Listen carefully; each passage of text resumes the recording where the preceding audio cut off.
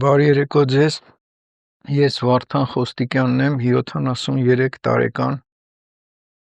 20 թվականից էսկում ես իմ տեղը ճիշտն ասած չէի գտնում ու ման էի գալիս գոնե իմ մտածելակերպով մի բան գտնեմ, որը իմ շարժը, իմ մտածելակերպը ինչ-որ համարժեք լինի, ու հետո մի բանով հանգամանքով գտա Ոմայի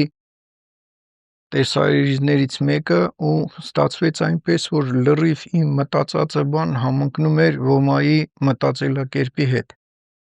Ուստի հենց 21 թվականից ես գնացի այդ եռամսյա կուրսերի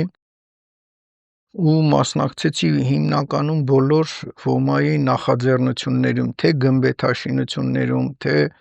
գնացի ազատազենի բանը սարքելու կրակակետերը, մասնակցել եմ թե 10 օրյա կուրսերին ու դրանից հետո իմ տեղը չէի գտնում, էլի ուզում էի մի բան գոնե արածելնեի ավել, շեշտում եմ էլի ավել լինի, որ գոնե ինչ-որ մի օգուտ տամ ավելի մեր հայ ազգի համար։ Շատ եմ բաներ ուզում ասեմ, իհարկե մի քիչ հուզված եմ այս կապակցությամբ ու շատ զարմանում եմ, որ մի մարդ կա, բան կա, որ չի ուզում ինչ-որ մի բանով օգնի, նախընտրում են թե ջահելությունը, թե ջահելություն չեմ ուզում ասեմ, քանի որ ես իմ տարիքի մարդիկ է պետք է ինչ-որ գան եւ օգնեն, էլի։ Գալիս են, նստում են դիվանին, գործից հետո ինչ-որ խոսակցություններ են տանում, որը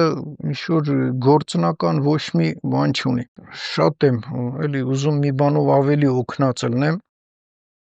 ու զարմանում եմ, որ մարդիկ նայում են, ինչ-որ կենացներ են ասում, սեղանի շուրջը թող խաղաղություն լինի, բանը լինի, զարմանում եմ,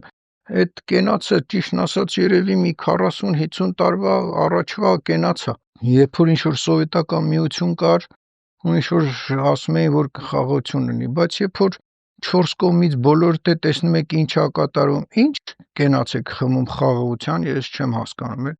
գոնե խմեք կենաց պատրաստվենք, ինչ-որ մի բան անենք,